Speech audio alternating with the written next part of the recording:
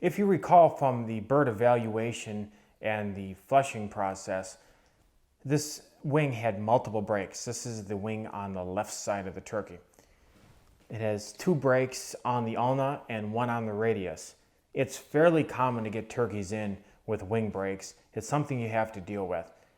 It's very important that they're done correctly, whereas they're done with a lot of strength and integrity, and that the bone length is not increased too much. If the bone length is increased, your wing will not match your other wing. To start out, we're going to work on the ulna. This is a piece of 6 gauge wire. I'm going to push that through the middle break.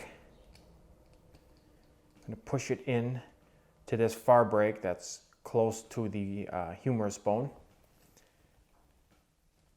Bring it in and push it in to the other broken part of the ulna. Just going to make sure it's pushed up and in all 3 segments. Just do a dry run to make sure it is roughly in the right area we want. And it is. This is 9 gauge soft wire. This is going to be attached across the top. I'm going to make a very slight bend in it, just so it matches the slight arc in the ulna bone. It's going to be put on like that. So I'm going to start by running a couple of my cable ties through both ends of the break. Now sometimes there's a little bit of meat and skin under here. It makes it hard to push through. So I'll take a little piece of wire first to run through. We'll put one in the center part of the break, like that. Take our 9 gauge soft with the curve going towards the ulna bone. We'll start with the center. Not tightening it 100% yet, just enough to start to hold our wire in place. And your wire might move around a little bit as you do this. That's okay.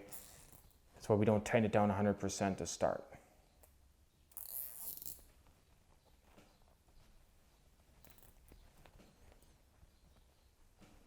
Okay. Now we'll go ahead and get it tightened down.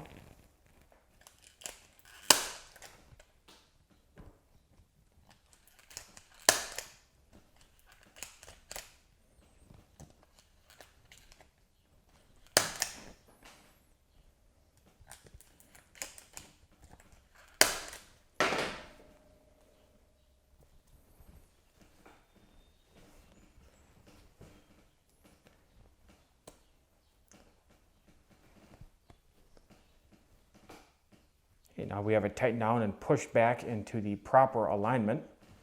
We'll take some of our Zap-A-Gap. Put a fairly liberal amount on it. We don't want it to run down onto our secondary and primary feather quills. Take some of our powdered borax and sprinkle it on that Zap-A-Gap. Help lock that in.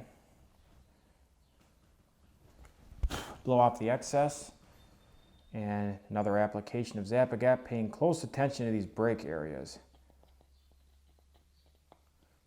We're bonding the entire thing together. And when this Zap-A-Gap cures out, it cures out extremely tough, tougher than the bone.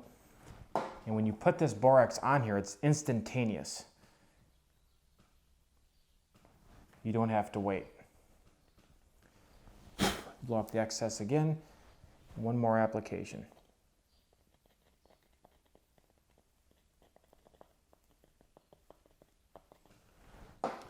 Again, paying close attention to those break areas.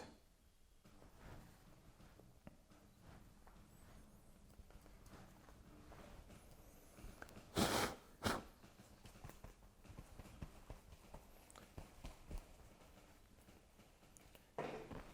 that completely repairs the ulna bone. Now we have to repair the radius. This is 12 gauge wire. I'm going to run that into the first part of the broken radius. You might have to push in a little bit further to get it started. I'm going to run that up into there, just like that. Again, we're going to take some of our Zap-A-Gap right at that break point and sprinkle on some of our borax. I'm going to be fairly liberal with this. This is what's going to hold this together. Blow off the excess. Repeat. If you get this on your fingers, it heats up very quickly. You'll know it. So that's another reason I wear gloves. I can quickly take a glove off if I do get it on there. And one more application. You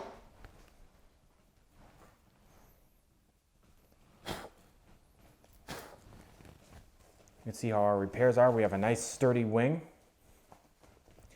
Now we'll wire the wing the exact same way we wired the last one. The only difference is when we run our soft gauge black wire along this radius, we will zap-a-gap it along the entire length as well as cable tie it. That's just going to help to hold these two bones together.